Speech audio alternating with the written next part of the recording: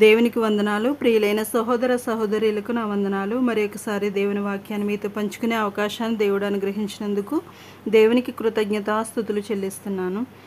ఈ రెండవ రాకడ అని మనం చెప్తూ ఉంటాం. రెండవ రాకడ అంటే రెండవ రాకడలో రెండు భాగాలు ఉన్నాయి, రెండు విభాగాలు ఉన్నాయి.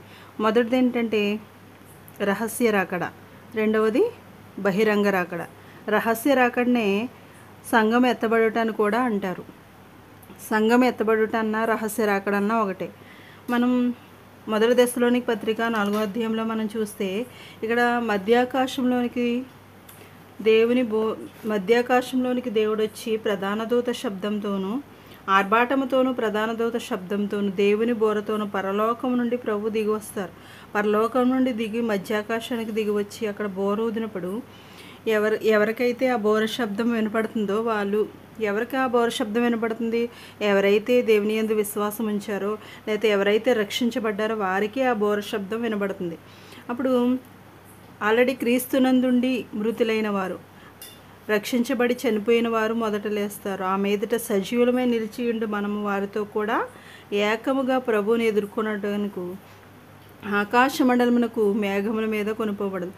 మధ్యాకాశానికి మేఘముల మీద మనం కొనుపోబడాలంటే దేవుని స్వరం మనం వినాలి. మనం రక్షించబడిన వారుగా ఉన్నప్పుడే ఆ స్వరం మనకు వినబడుతుంది.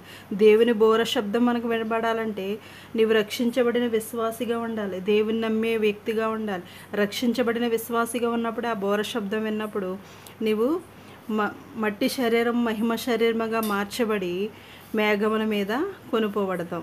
దీన్నే రహస్య రాకడ, సంఘం ఎత్తబడుట అంటారు. మరి ఈ సంఘము లేకపోతే రహస్య రాకడ ఏ విధంగా సంభవిస్తుందో మనం చూద్దాం. మత్తయి సువార్త 24వ అధ్యాయం 40వ వచనంలో మనం చూస్తే ఆ కాలమున, సంఘం ఎత్తబడిన కాలమున లేకపోతే రహస్య రాకడ కాలమున ఇద్దరు పొలంలో ఉందురు, ఒకడు తీసుకొని పోబడును, ఒకడు విడిచిపెట్టబడును. ఇద్దరు స్త్రీలు తిరుగులు విసురుచుందురు, ఒకతే తీసుకొని పోబడును, ఒకతే విడిచిపెట్టబడును. అంటే ఇద్దరు పొలంలో ఉంటే ఒకరు తీసుకుని పోబడతారని కాదు, కానీ ఇద్దరు పొలంలో ఉన్నప్పుడు ఒకరు రక్షించబడిన వ్యక్తిగా ఉంటే వాళ్ళు తీసుకుని పోబడతారు, లేకపోతే కొనుపోబడతారు.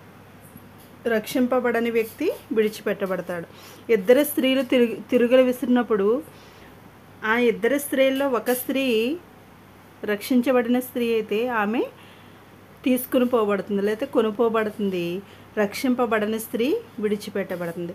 మరి ఈ యొక్క రహస్య రాకడ లేకపోతే సంఘం ఎత్తబడుట ఏ విధంగా సంభవిస్తుందంటే ఏ జామున దొంగ వస్తారో ఎవరికి తెలియదు. కాబట్టి రహస్య రాకడ ఎప్పుడు వస్తుందో ఎవరికి తెలియదు. మనం మెలకుగా ఉండాలి. మెరుపు వలె రెప్పపాటున రహస్య రాకడ సంభవిస్తుంది.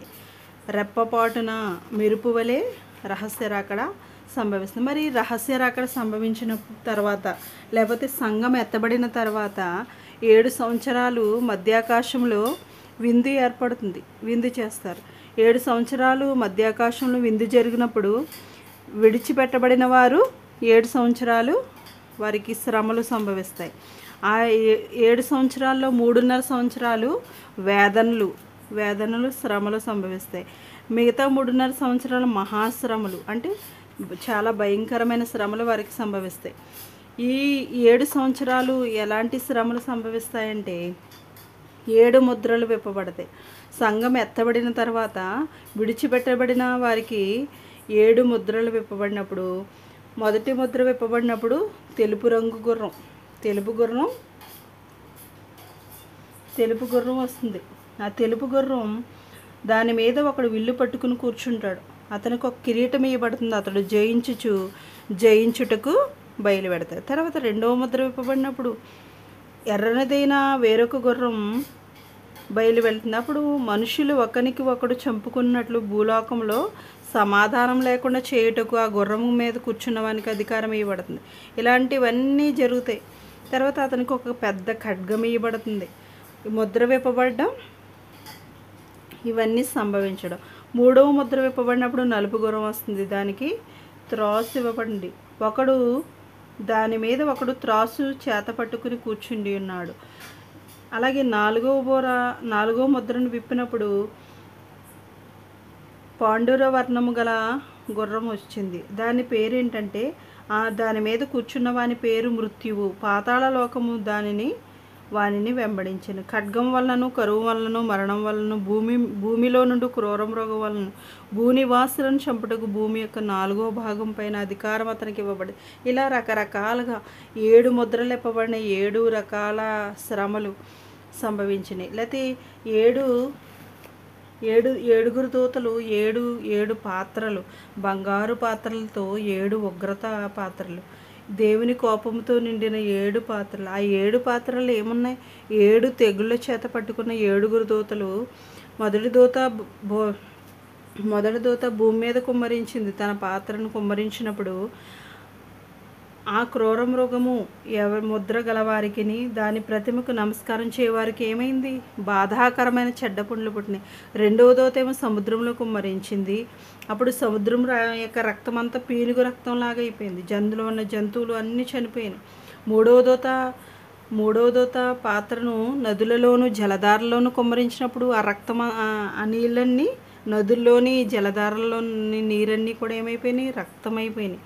4వ దూత సూర్యుని మీద కుమ్మరించినప్పుడు మనుషులను అగ్నితో కాల్చుటకు సూర్యునికే అధికారం ఇవ్వబడింది. 5వ దూత పాత్రను క్రూర మృగం మీద కుమ్మరించింది. మనుషులు తమ కలిగిన వేదన బట్టి తమ నాలుకను కరుచుకున్నారు.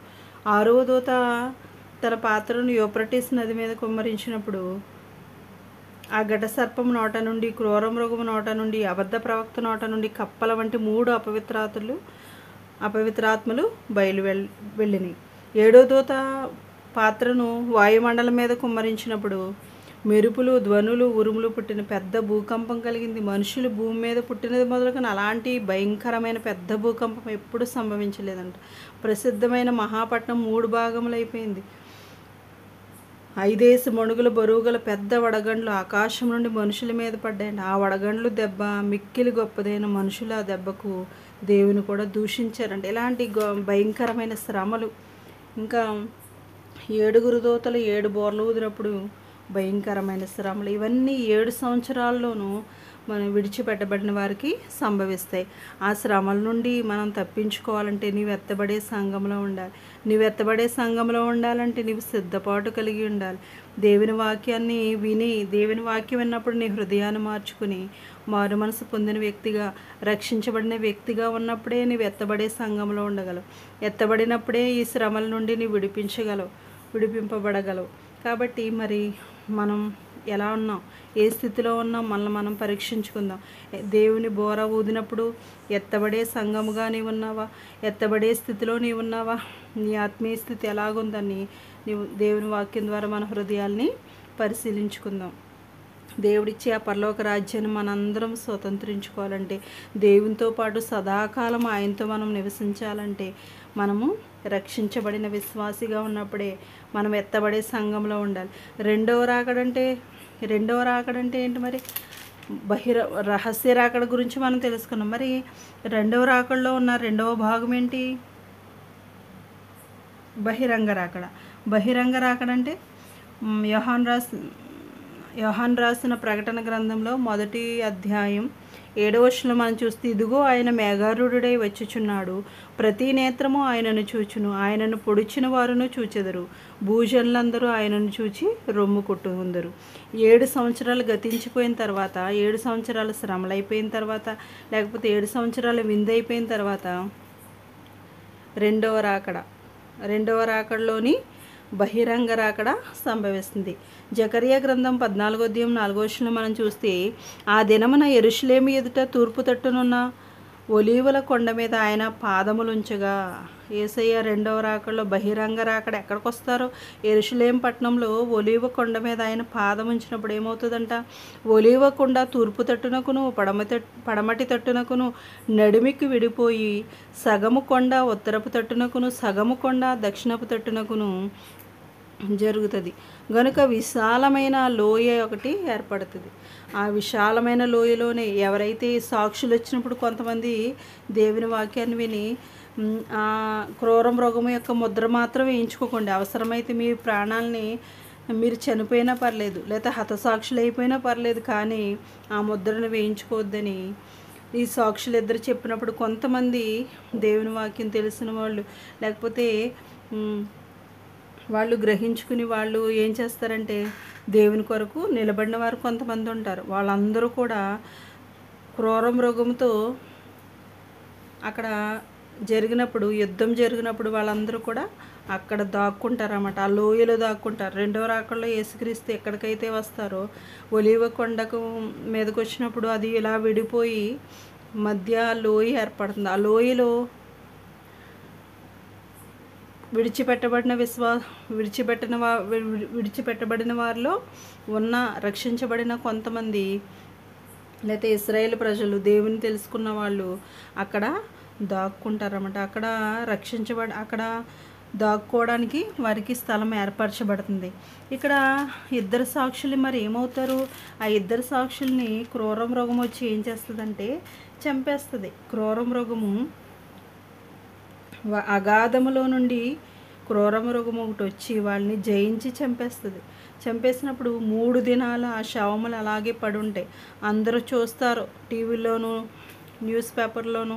ఆ ముగ్గురు చంపబడిన తర్వాత ఒకరికొకరు చాలా సంతోషిస్తారు. ఆ ఇద్దరు ప్రవక్తలు చూసి భూనివాసులందరూ మమ్మల్ని బాధించారు కదా అని చాలా సంతోషంగా ఒకరికొకరు కట్నాలు పంపుకుంటూ ఎంతో ఆనందంగా ఉంటారు. 3.5 దినములైన తర్వాత, 3 రోజులన్నర దినములైన తర్వాత దేవుని యొద్ద నుండి జీవాత్మ వచ్చి వారిలో ప్రవేశించెను గనుక వారు పాదములు ఊని నిలిచిరి. వారు చూచిన వారికి మిగులు భయము కలిగెను. ఎప్పుడైతే దేవుని యొద్ద నుండి జీవాత్మ వచ్చి వాళ్ళలో ప్రవేశించిందో వెంటనే చనిపోయిన వాళ్ళిద్దరు సాక్షులు కూడా వారు పాదములు ఊని నిలిచిరి. వారిని చూచిన వాళ్ళందరూ భయం కలిగింది. అప్పుడు భయపడ్డారు అందరూ. ఆ ఇద్దరు సాక్షులు మరలా బ్రతకడం ఎలాగా, యేసయ్య ఎలాగైతే చనిపోయి తిరిగి లేచిన తర్వాత ఆరోహణమయ్యారో ఆ విధంగా ఆరోహణమయ్యి పైకి వెళ్ళడం ఇవన్నీ చూస్తారనమాట. వాళ్ళు అందరూ అప్పుడు భయం కలుగుతుంది వాళ్ళకి. కాబట్టి మనం ఎత్తబడే సంఘంలో ఉండాలంటే ఈ శ్రమల నుండి, ఈ మహాశ్రమల నుండి మనం విడిపించబడాలంటే ముందుగానే ఎత్తబడే సంఘంలో ఉండాలి. ఎత్తబడే సంఘంలో రహస్య రాకల్లో మనం ఎత్తబడాలంటే మనము రక్షించబడిన వారుగా, విశ్వాసిగా మనం జీవించాలి. దేవుని వాక్యానుసారమైన జీవితాలు మనం జీవించినప్పుడే దేవుడు మధ్యాకాశానికి వచ్చి బోర ఊదినప్పుడు ఆ బోర శబ్దం మనకు వినపడుతుంది. ఆ బోర శబ్దం మనకు వినబడినప్పుడు మట్టి శరీరాలు మహిమ శరీరాలుగా మార్చబడతాయి. ఆ విధంగా మనము దేవుని యొక్క సహాయమును మనందరం పొందుకునేలాగున దేవుడు తన కృపా సహాయం మనందరికీ అనుగ్రహించును గాక. ఆమేన్.